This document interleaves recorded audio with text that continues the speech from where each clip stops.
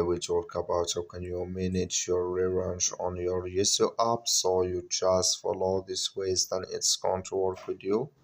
So all you have to do in the first, so you just go down here, you click here on profile down here, just click on it. When you just click here on profile, so then it's going to take you to your profile. It's going to show for you like this here. Just go above this sign, click on it here. So then it's going to show for you a list like this. You just click here on the Rearrange water tracker, just click on it. Then it's going to take you to this list. You will find the rearrange here, just click on it. Sorry, click on it here.